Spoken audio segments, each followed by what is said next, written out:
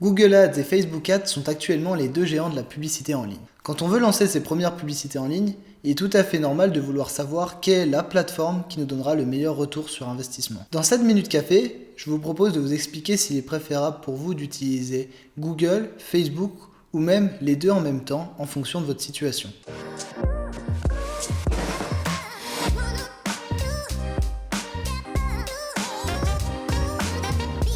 La première chose à comprendre pour choisir sa plateforme, c'est le fonctionnement de ces deux plateformes. Google Ads permet de diffuser des annonces en fonction des recherches des utilisateurs, tandis que Facebook Ads permet de diffuser des annonces en fonction du profil des utilisateurs. Si vous proposez un produit ou un service plutôt commun, par exemple une bougie parfumée, vous n'aurez aucun mal à trouver une audience sur Google Ads puisque c'est un produit qui est déjà bien connu du public. Cependant, si vous avez des produits ou des services de niche comme des bougies cosmétiques, là c'est un produit qui est beaucoup moins connu du grand public et si vous voulez réussir à le vendre, il va falloir essayer d'expliquer son fonctionnement et ses avantages à travers des visuels ou des vidéos. Si vous réalisez des campagnes Google Ads avec vos produits de niche, vous risquez d'avoir très peu d'impressions sur vos produits et surtout quand les personnes viendront cliquer sur votre site, il y a très peu de chances qu'elles parcourent l'intégralité de votre site pour comprendre l'utilité de votre produit. Dans ce cas, la publicité sur Facebook doit être privilégiée si vous voulez lancer vos premières pubs. Le deuxième facteur pour choisir entre la publicité sur Google ou sur Facebook, ça va être votre temps. Si vous êtes débutant, il faudra commencer par vous former sur Google ou bien sur Facebook. Et apprendre à lancer une campagne sur Google Ads vous demandera beaucoup moins de temps qu'une campagne sur Facebook Ads, car sur Google Ads, il vous suffit de choisir votre objectif, ensuite vous devez trouver vos mots-clés, et enfin vous essayez de créer une annonce textuelle attrayante